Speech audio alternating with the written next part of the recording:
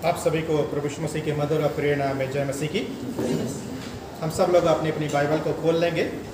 भजन संहिता 32, भजन 32 को हम लोग खोल लेंगे और हम सब लोग अपने स्थानों पर खड़े हो जाएंगे परमेश्वर के वचन को पढ़ने के लिए, उसको आदर और सम्मान देने के लिए। परमेश्वर के वचन में इस प्रकार से लिखा हुआ है, क्या ही धन्य वह जिसका अपराध क्षमा किया गया और जिसका पाप ढांपा गया हो। क्या ही धन्य वह मनुष्य जिसके अधर्म का यावा लेखा ना ले और जिसकी आत्मा में कपट ना हो। जब मैं चुप रहा तब दिन भर कराहते कराहते मेरी हड्डियां पिघल गई, क्योंकि रात दिन मैं तेरे हाथ के नीचे दबा रहा और मेरी तरावट धूप काल की सी झुर्राहट बनती गई।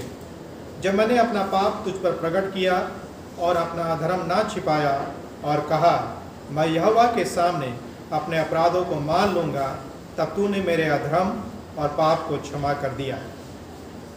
इस कारण हर एक भक्त तुझसे ऐसे समय में प्रार्थना करे जबकि तू मिल सकता है। निश्चय जब जल की बड़ी बाढ़ आए तो भी उस भक्त के पास ना पहुँचेगी। तू मेरे छिपने का स्थान है, तू संकट से मेरी रक्षा करेगा। तू मुझे चारों ओर से छुटकारे के गीतों से घेर लेगा। मैं तुझे बुद्धि दूंगा और जिस मार्ग में तुझे चलना होगा उसमें तेरी अगुवाई करूंगा। मैं तुझ पर कृपा दृष्टि रखूंगा और सम्मति दिया करूंगा। तुम घोड़े और खच्चर के समान ना बनो जो समझ नहीं रखते। उनकी उमंग लगाम और रात से रोकनी पड़ती है, नहीं तो वे तेरे वश में नहीं आने के। दुष्ट को तो बहुत पीड़ा होगी, परंतु जो यहोवा पर भरोसा रखता है वह करुणा से घिरा रहेगा। हे धर्मियों, यहोवा के कारण आनंदित और मगन हो, और हे सब सीधे मन वालों, आनंद से जय जयकार करो। ये परमेश्वर का जीवित वचन है। परमेश्वर अपने वचन के पढ़े और सुनने पर आशीष दे। आप सब अपने स्थानों पर बैठ सकते हैं। आइए हम प्रार्थना करें। परमेश्वर पिता, हम धन्यवाद देते हैं कि आपका वचन हम सबके जीवनों से बातचीत करता है, क्योंकि आपके वचन में सामर्थ्य है। आपका वचन जीवित है। इसी वचन के द्वारा से आपने संसार की सृष्टि करी और इसी वचन के द्वारा से प्रभु जी आपने हमारे जीवन को बचाया। हम चाहते हैं कि यही वचन आज हमारे जीवनों से बातचीत करे, ना सिर्फ हमारे जीवनों से बातचीत करे लेकिन हमारे जीवन में परिवर्तन को लेकर के आए। ऐसा परिवर्तन जो हमारे अंदर दिखाई दे सके और कलीसिया में, समाज में और परिवार में दिखाई दे सके। आपका वचन हमारे जीवन में उस वृक्ष के समान हो सके जो बहती नारियों के किनारे लगाया गया है और जो अपनी ऋतु में फलता है। आप हम सबकी मदद करें, सहायता करें। प्रार्थना को प्रभु यीशु मसीह के नाम से मांगते हैं, आमीन। यदि आपने ध्यान दिया होगा तो आपकी बाइबल में भजन 32 के ऊपर लिखा गया है, क्षमा प्राप्ति की आशीष। इसीलिए जो शीर्षक दिया गया है वो शीर्षक इस प्रकार से है, कैसे हम क्षमा किए जाने के आनंद का अनुभव करें। कैसे हम क्षमा किए जाने के आनंद का अनुभव करें। दूसरे शब्दों में यदि हम समझने वाली भाषा में इस बात को बोले, हम सब अपने जीवन में आनंद को प्राप्त करना चाहते हैं, और जब बाइबल जिस आनंद की बात करती है वह आत्मिक आनंद की बात करती है, सांसारिक आनंद की बात नहीं करती।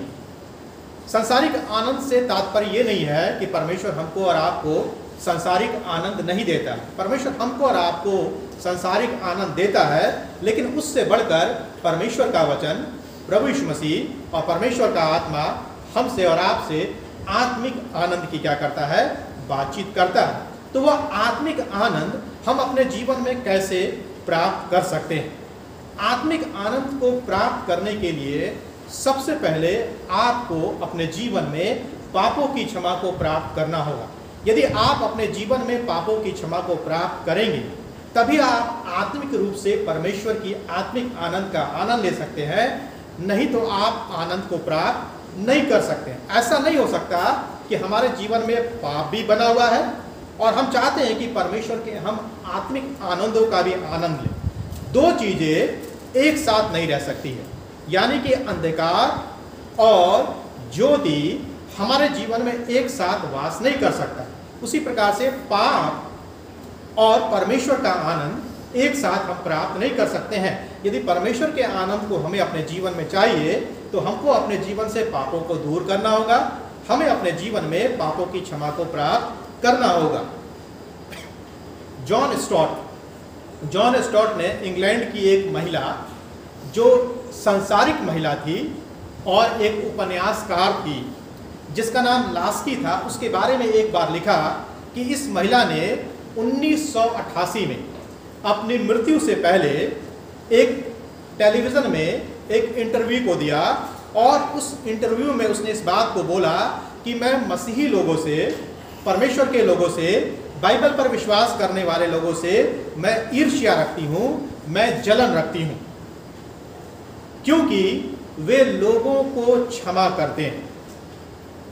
मेरे पास कोई नहीं है जो मुझे क्या कर सके, क्षमा कर सके।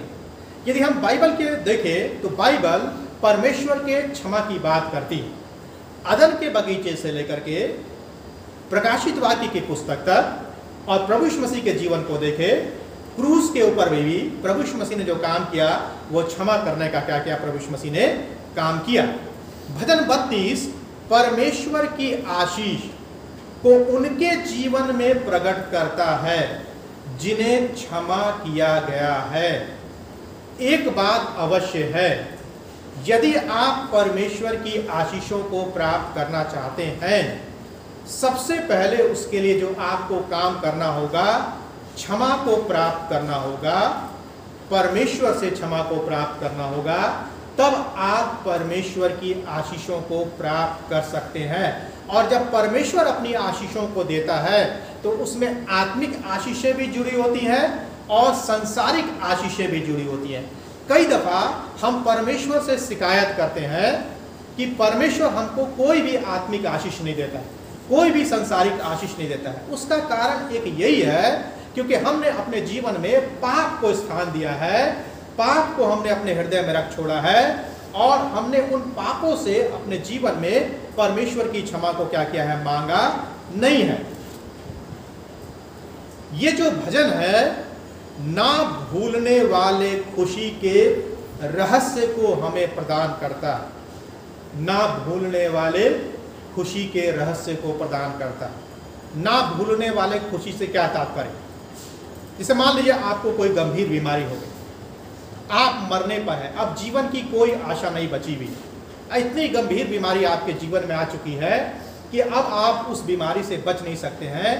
मान लीजिए परमेश्वर ने आपको नया जीवन दे दिया, उस बीमारी से आपको खड़ा कर दिया, खाट से आपको खड़ा कर दिया, अस्पताल से आपको घर पर लेकर गया, तो ये ऐसी खुशी होगी जिसको आप अपने जीवन में कतई भूलना नहीं चाहेंगे। हम में से कोई भी व्यक्ति इस खुशी को भूलना नहीं चाहेगा। उसी प्रकार से ये भजन भी ना भूलने वाले खुशी के रहस्य को प्रदान करता है और बताता है कि पाप दुख को लाता है। पाप किसको लाता है? दुख को लाता है। पाप करने से पहले पाप हमको आनंद प्रदान करता है। मालूम हम पाप क्यों करते हैं?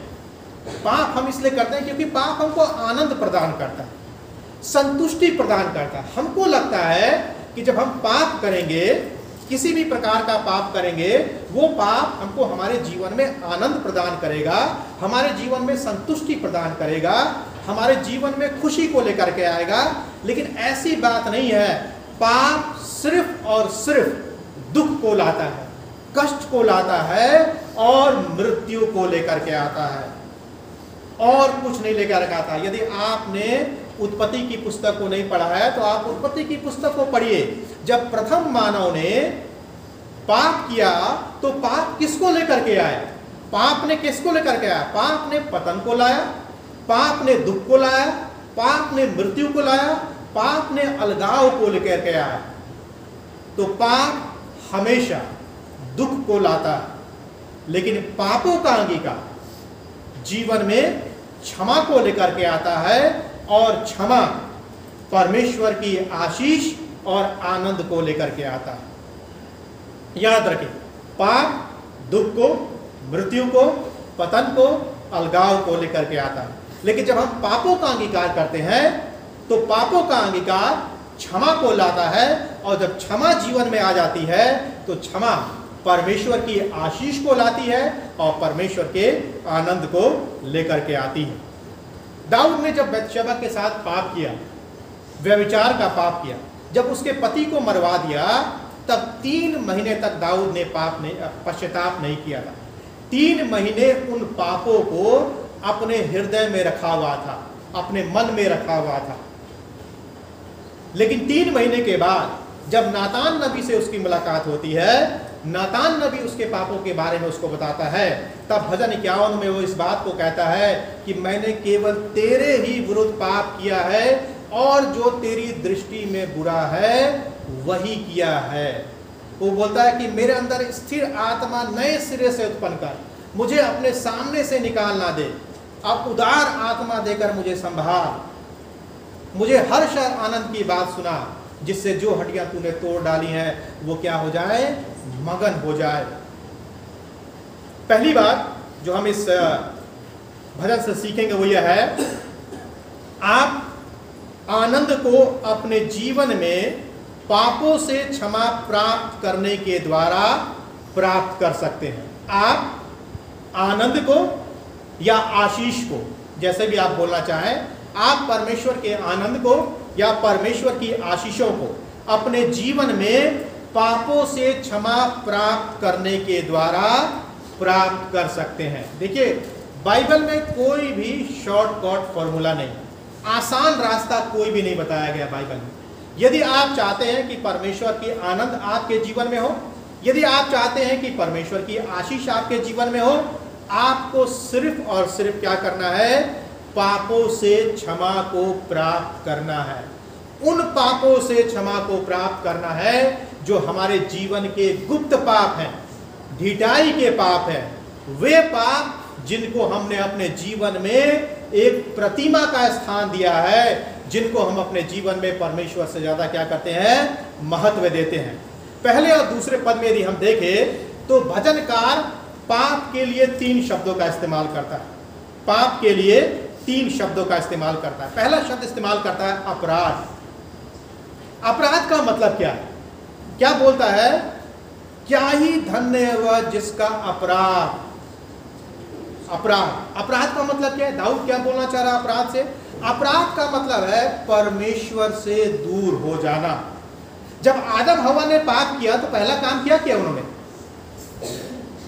परमेश्वर से मिलने चले गए। हाँ परमेश्वर आप कैसे हैं, बहुत दिन से आपसे मुलाकात नहीं हुई है, बड़ा मन करा था आपसे मिलने के लिए, इसीलिए हम दोनों आपसे मिलने के लिए आ गए हैं, ऐसा बोला ना आदम हवा ने?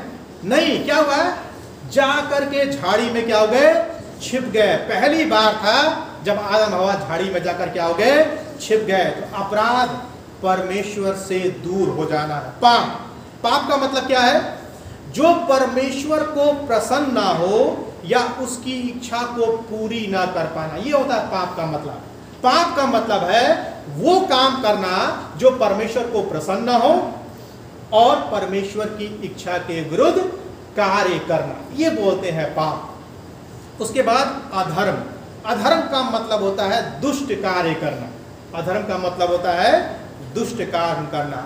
तो भजनकार पाप के लिए 3 शब्दों का इस्तेमाल करता है, यानी हम अपने जीवन में अपराध करते हैं, हम अपने जीवन में पाप करते हैं और हम अपने जीवन में क्या करते हैं, अधर्म करते हैं, दुष्ट से भरे कार्य करते हैं। इसके बाद वो क्षमा के लिए 3 शब्दों का इस्तेमाल करता है। क्षमा के लिए 3 शब्दों का इस्तेमाल करता है। लिखा हुआ है क्षमा किया गया। क्षमा किया जाने का मतलब है दूर हटा लिया गया। परमेश्वर ने अपने वचन में क्या कहा, मैंने तुम्हारे पापों को पूरब से पश्चिम जितना दूर है उतनी दूर क्या कर दिया है, कर दिया। फिर लिखा है ढांपा गया हो। ढांपा गया हो का क्या मतलब है, छिपा हुआ या अदृश्य, यानी आंखों से क्या कर देना, ओझल कर देना। फिर लिखा हुआ लेखा ना ले। लेखा ना लेने का मतलब यह है मिटा दिया या दर्ज नहीं किया। ठीक है, जब भी हम पाप करते हैं परमेश्वर उन पापों का लेखा लेता है। दाऊद क्या बोल रहा है, लेखा ना ले, यानी उसको लिखे नहीं परमेश्वर, उसको स्मरण ना रहे। यह एक ऐसा अनोखा सत्य है जिसको पौलुस ने भी पुराने नियम से लिया, और पौलुस ने उसको पुराने नियम से लिया, और नए नियम में रोमियो की पुस्तक 4 अध्याय के 7 से 8 पद में पौलुस इन्हीं शब्दों को लिखता है। यहाँ पर जो शब्द इस्तेमाल किए गए हैं उन्हीं शब्दों को पौलुस क्या करता है, रोमियो में लिखता है, और पौलुस कहता है धन्य है वे जिनके अधर्म क्षमा हुए और जिनके पाप ढांपे गए। धन्य है वह मनुष्य जिसे परमेश्वर पापी ना ठहराए। यदि आप परमेश्वर की आशीष को और यदि आप परमेश्वर के आनंद को अपने जीवन में प्राप्त करना चाहते हैं तो पहला काम यह करना है कि हमें पापों से क्षमा को प्राप्त करना है, उन पापों से जो हमने परमेश्वर के विरुद्ध किए हुए और परमेश्वर के लोगों के विरुद्ध में किए हुए। दूसरी बात,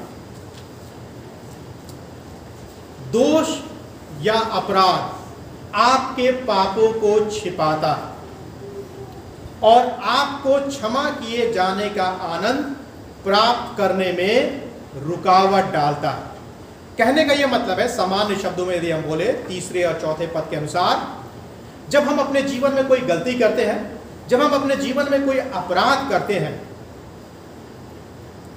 तो पाप क्या करता है, यानी जो पाप हमने किए हैं, जो गलती हमने किए हैं, वो पाप हमारे जीवन में क्या करता है, उन अपराधों को, उन पापों को ढांपने का प्रयास करता है, छिपाने का प्रयास करता है। जैसे कि आदम हवा ने जब पाप किए तो आदम हवा ने अपने पापों को छिपाने का प्रयास किया। कैसे?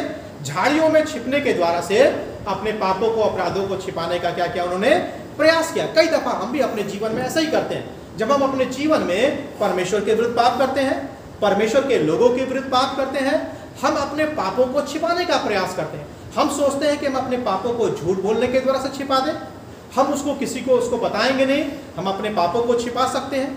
लेकिन क्या होता है जब हम अपने पापों को छिपाने का प्रयास करते हैं, अपने अपराधों को छिपाने का प्रयास करते हैं, तो उसका परिणाम ये होता है कि परमेश्वर का आनंद हमारे और आपके जीवन में आ नहीं पाता है। हमारी आत्मा बेचैन रहती है, हमारी आत्मा तड़पती रहती है।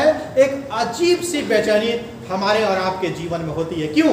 क्योंकि हमने पापों की क्षमा को अपने जीवन में प्राप्त नहीं किया है, क्योंकि वो पाप जो है परमेश्वर के आनंद को हमारे जीवन में आने से क्या कर रहा है, रोक रहा है। दाऊद क्या कर रहा है 3 और 4 पद में? दाऊद इन पदों में अपने भावनात्मक दर्द को अपने दोष या अपराध के साथ जोड़ता है तथा पाप को छुपाने के कारण से शरीर में और आत्मा में जो पीड़ा हो रही थी वो उसका वर्णन करता है। लिखा ना, जब मैं चुप रहा। इसका क्या मतलब रहा है? इसका ये मतलब है, यदि मैं इसका अनुवाद करूं अपनी भाषा में तो इस प्रकार से बोल सकता हूं, जब मैंने अपने अपराधों को छिपाया, जब मैंने अपने गलतियों को छिपाया, जब मैंने चोरी किया था, जब मैंने व्यभिचार किया था, जब मैंने झूठ बोला था, और उस समय जब मैंने चुप रहा, मैंने उसको स्वीकार नहीं किया, तब दिन भर कराते कराते मेरी हड्डियां पिघल गई, क्योंकि रात दिन मैं तेरे हाथ के नीचे दबा हुआ था और मेरी तरावट धूप काल की सी झुर्राहट बनती गई। कहने का यह तात्पर्य है कि जब दाऊद ने अपने पापों को छुपाया, दाऊद ने जब अपने अपराधों को छुपाया, परमेश्वर के सामने अपने अपराधों और पापों को नहीं माना, तो उसके शरीर में एक बेचैनी थी, आत्मा में एक तड़प थी।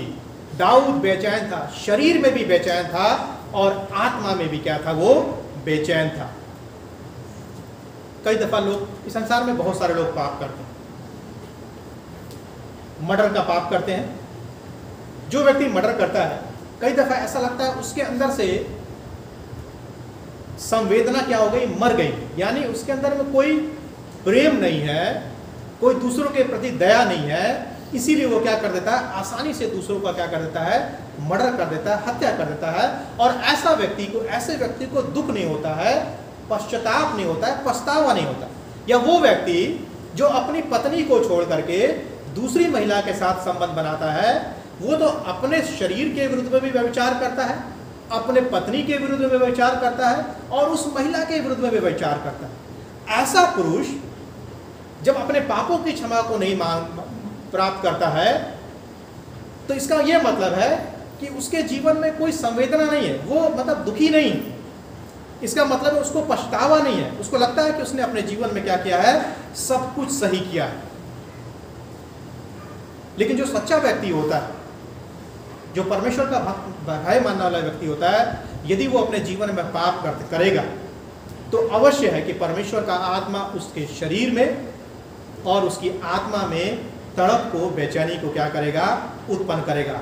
दाऊद ने किया क्या? दाऊद ने परमेश्वर से अपने पापों के बारे में बात नहीं किया। वो परमेश्वर से अपने पापों के बारे में बात नहीं कर रहा जब उसने पाप किया। क्या होता है जब हम पाप करते हैं अपने जीवन में, और जब हम अपने पापों को परमेश्वर के सम्मुख नहीं लाते हैं, तो क्या होता है? उसका परिणाम यह होता है कि पाप आपके और परमेश्वर के बीच में खामोशी या सन्नाटे को ला देता है। खामोशी या सन्नाटे को ला देता है। फिर से मैं बताना चाहूंगा दाऊद के बारे में। जब दाऊद ने बत्शेबा के साथ पाप किया, उसके पति के साथ पाप किया, 3 महीने दाऊद ने परमेश्वर से बातचीत नहीं किया था, 3 महीने तक। और उन 3 महीनों में दाऊद ने कोई भी भजन नहीं लिखा था, कोई भी भजन नहीं। आप स्वयं देखिए, जब हम अपने जीवन में पाप करते हैं, हमारा मन नहीं होता प्रार्थना करने का, हमारा मन नहीं होता परमेश्वर के वचन को पढ़ने का, ठीक है। और यदि कोई व्यक्ति पढ़ रहा है, कोई व्यक्ति प्रार्थना कर रहा है बिना पश्चाताप किए, तो वो ढकोसला कर रहा है, पाखंड का काम कर रहा है, पाखंडीपन कर रहा है, ठीक है। ऐसा व्यक्ति पाखंडी व्यक्ति होता है, जिसने अपने जीवन में पापों को नहीं माना है, परमेश्वर से क्षमा को प्राप्त नहीं किया है, और लोगों को दिखाने के लिए क्या कर रहा है, बाइबल पढ़ रहा है, ठीक है। कई दफ़ा यहाँ पे ऐसे होता है, चर्च में विद्यार्थी लोग साथ स्टडी में जाते हैं, विद्यार्थी लोग ऐसे होते रहते हैं। जब कोई पता था कोई आ रहा है, खटखट ऐसे करते हैं और दिखाते हैं कि हम क्या कर रहे हैं, बाइबल पढ़ रहे हैं, ठीक है। परमेश्वर का भय नहीं है, किसका भय है? टीचर्स का भय है, गुरुओं का भय। अरे गुरुओं का भय से कोई फायदा नहीं है, परमेश्वर का भय होना चाहिए हमारे और आपके जीवन। यदि परमेश्वर का भय होगा, फिर बाकी लोगों का भी भय होगा। तो पाप परमेश्वर और आपके बीच में खामोशी और सन्नाटे को ला देता है। दाऊद 3 महीने तक खामोश था, 3 महीने तक उसने परमेश्वर से बातचीत नहीं किया, 3 महीने तक उसने कोई भी भजन नहीं लिखा। कई दफा हमारे और आपके साथ भी ऐसा ही होता है। हमारा और आपका हृदय मौन धारण कर लेता है, परमेश्वर से हम बातचीत करना समाप्त कर देते हैं, हम पीड़ा में तड़पते रहते हैं, लेकिन हम पश्चाताप नहीं करते हैं। जब तक दाऊद ने अपने पापों को छिपाया और यह स्वीकार नहीं किया कि उसने पाप किया है, तब तक उसने परमेश्वर से बातचीत नहीं किया, और तब तक वह पीड़ा में तड़पता रहा। आनंद और परमेश्वर की आशीष हर उस व्यक्ति के लिए उपलब्ध है जो पापों की क्षमा को प्राप्त करना चाहता है। क्षमा में ही आनंद है, क्योंकि परमेश्वर क्षमा करने में क्या है, विश्वास योग्य है। परमेश्वर हमेशा सहायता करने के लिए तैयार है। परमेश्वर के द्वार हमेशा खुले हैं, 24 घंटे खुले। हमारे द्वार तो बंद हो जाते हैं 9 बजे, ठीक है, सुबह भी रात में भी बंद हो जाते हैं, ठीक है, उसका कारण है। लेकिन परमेश्वर के द्वार कभी भी बंद नहीं होते, परमेश्वर के द्वार हमेशा खुले हैं। हमें जब भी सहायता की आवश्यकता है, हमें परमेश्वर के पास जाने के लिए क्या रहना चाहिए, तैयार रहना चाहिए। अपने गलतियों के बारे में नहीं सोचना चाहिए, अपने पापों के बारे में नहीं सोचना चाहिए। हमें परमेश्वर के आनंद के बारे में सोचना चाहिए, परमेश्वर की आशीषों के बारे में सोचना चाहिए। क्रूस पर प्रभु यीशु मसीह ने मेरे पापों को ना सिर्फ ढांप दिया है, बल्कि पूरी तरह से उसने क्या कर दिया है, मिटा दिया। तीसरी बात, 5 और 6 पद के अनुसार, मेरे पापों का अंगीकार मुझे क्षमा प्राप्ति के आनंद की ओर ले जाता है। मेरे पापों का अंगीकार मुझे क्षमा प्राप्ति के आनंद की ओर ले जाता है। एक प्रश्न यह है, अपने पापों का अंगीकार करने का क्या मतलब है?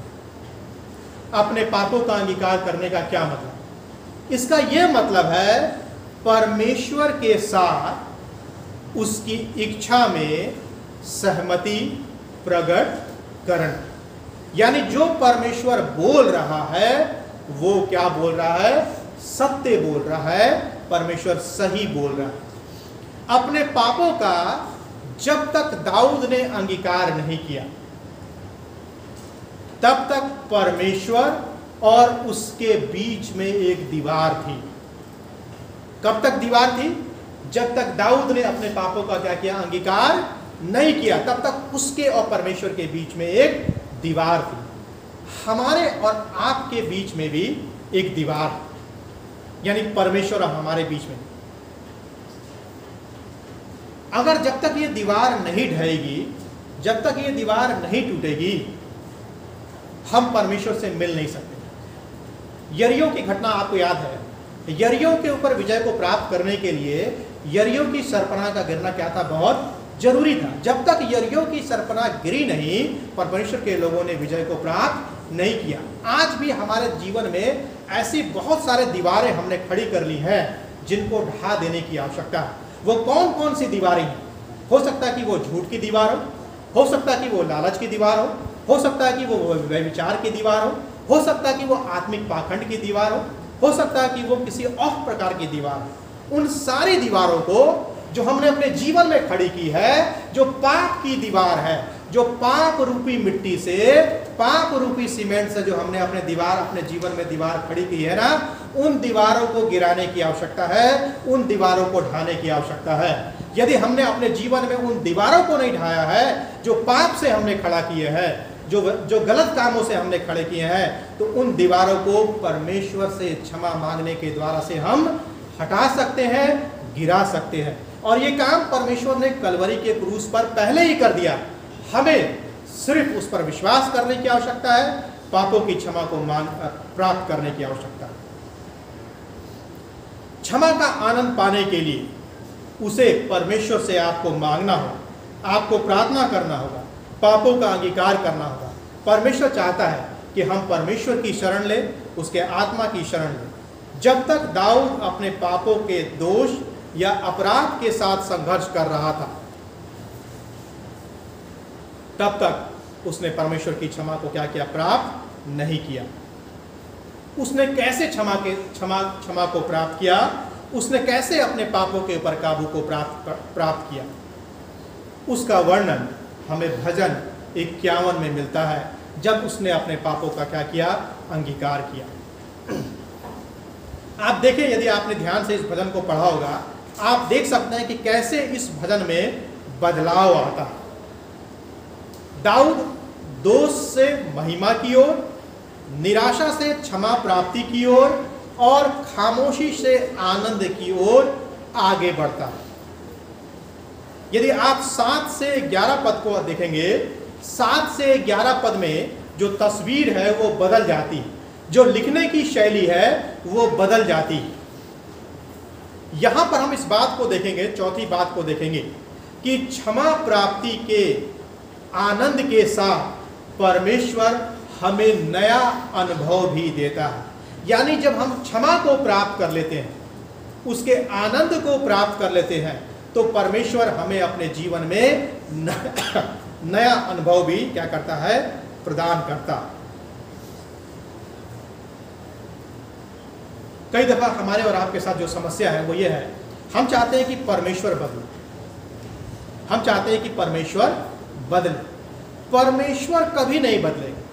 बदलने की आवश्यकता हमको और आपको, क्योंकि परमेश्वर सदा सर्वदा एक साथ। हम और आपको बदलने की आवश्यकता है।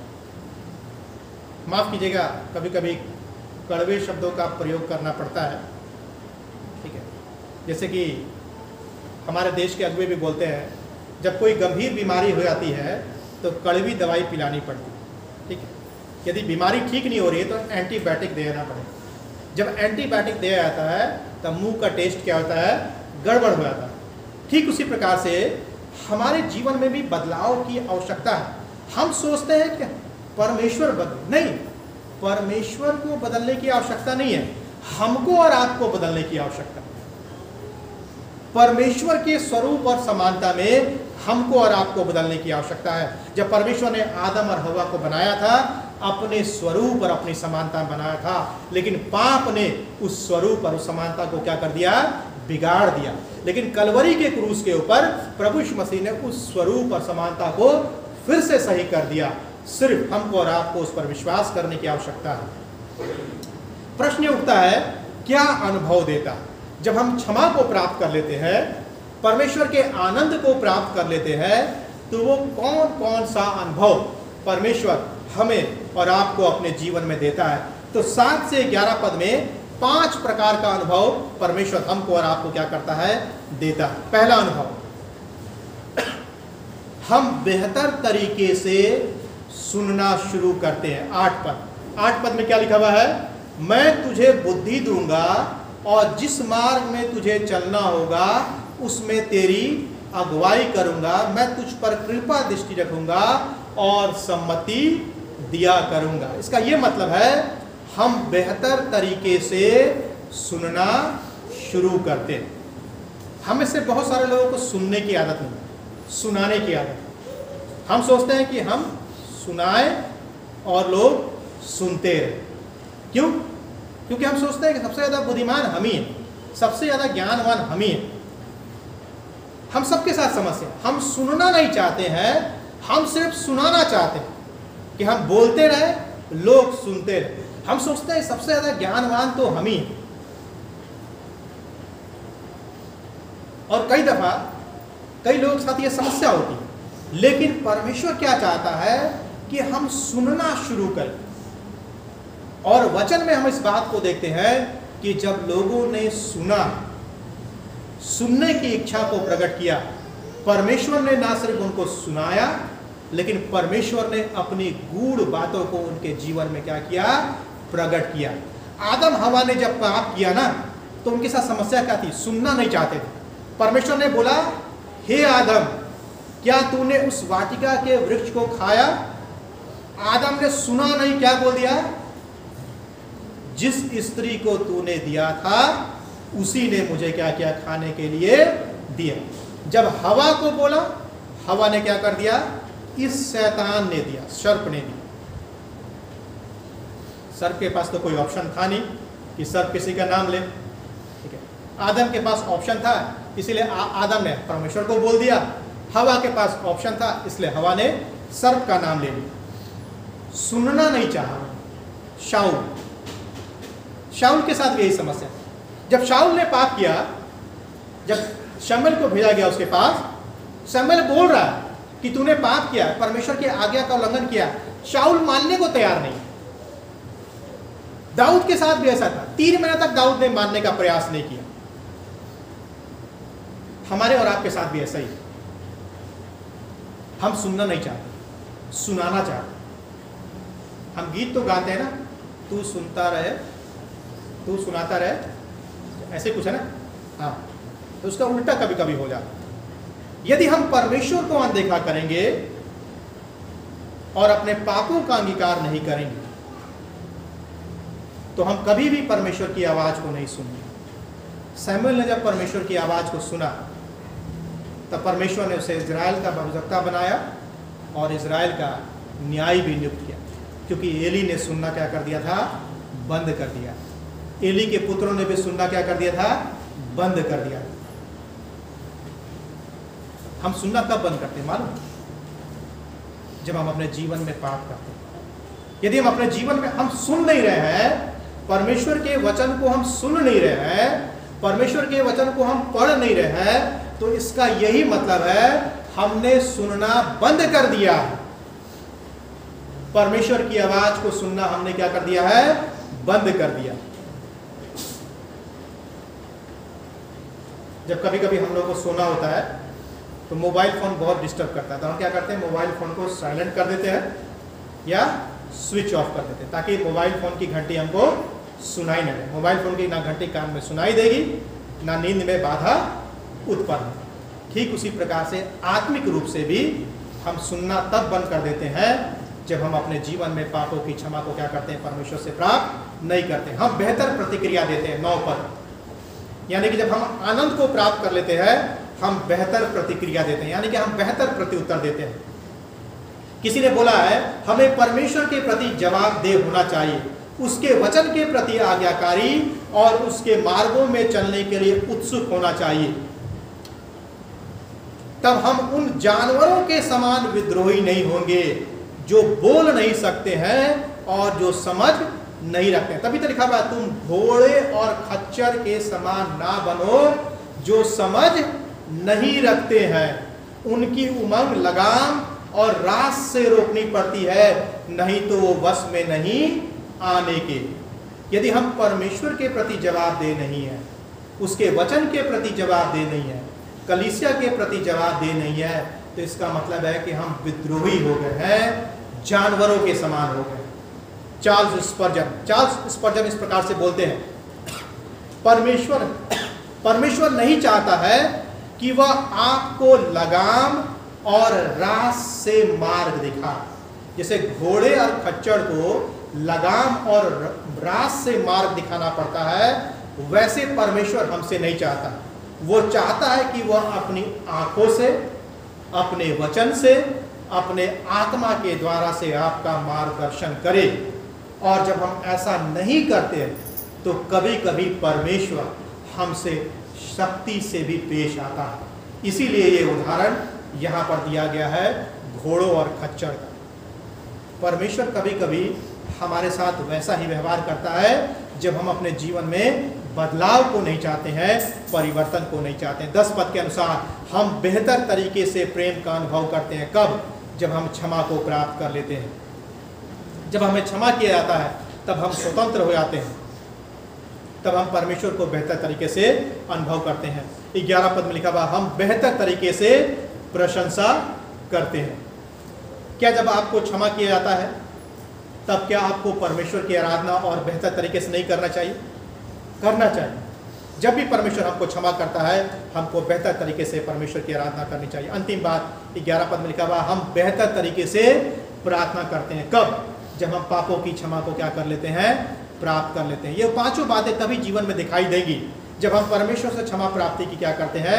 मांग करते हैं। क्या आप बेहतर तरीके से सुनना, प्रत्युत्तर देना, प्रेम करना, प्रशंसा करना और प्रार्थना करना चाहते हैं? यदि हाँ, तो हमें और आपको अपने घुटनों पर आने की आवश्यकता है, अपने छिपने के स्थान को जानने की आवश्यकता है, वहाँ पर जाने की आवश्यकता है। परमेश्वर से आपको मांगना है कि परमेश्वर आपके पाप और दोष को साफ करे, माफ करे और आपको वो आनंद प्रदान करे जो आनंद सिर्फ और सिर्फ परमेश्वर ही आपको दे सकता है। हम इस कहानी से, इस घटना से क्या सीखते हैं? इस भजन से हम क्या सीखते हैं? यीशु मसीह ने हम सबके लिए क्रूस पर दाम चुकाया और हमारे पापों को क्या कर दिया है? क्षमा कर दिया है। हमें क्षमा किए जाने के आनंद का अनुभव करना है। प्रश्न ये उठता है, क्या आप जानते हैं कि ये क्षमा किए जाने के आनंद का कैसे अनुभव करें? यदि आपके जीवन में आनंद नहीं है, आपके जीवन में परमेश्वर की आशीष नहीं है, आपके जीवन में परमेश्वर की उपस्थिति नहीं है, तब इसका एक ही मतलब है कि आपने परमेश्वर से क्षमा को प्राप्त नहीं किया है और आपने अपने पापों का अंगीकार नहीं किया। यदि आप परमेश्वर की आशीष को प्राप्त करना चाहते हैं, सच्चे आनंद को प्राप्त करना चाहते हैं, तो सच्चा आनंद सिर्फ पापों की क्षमा से और सिर्फ प्रभु यीशु मसीह पर विश्वास करने से ही प्राप्त कर सकते हैं। परमेश्वर हम सबको अपने वचन के पढ़े और सुने जाने पर आशीष प्रदान करें। परमेश्वर पिता, हम धन्यवाद करते हैं कि आप हमें क्षमा करते हैं और हमारे जीवन में आप सच्चे आनंद को आप प्रदान करते हैं, क्योंकि आपने कलवरी के क्रूस पर समस्त मानव जाति के पापों को क्षमा किया और अब आपका आनंद, वो आनंद जो संसार नहीं दे सकता है, सबके लिए उपलब्ध है, विशेष करके उनके लिए जो पापों की क्षमा को अपने जीवन में प्राप्त करना चाहते हैं। कौन दीजिए परमेश्वर पिता कि हम अपने पापों की क्षमा को अपने जीवन में प्राप्त कर सके, ताकि आपकी आशीष और आपके आनंद को अपने जीवन में महसूस करने वाले हो सके। प्रार्थना को प्रभु यीशु मसीह के नाम से मांगते हैं, आमीन।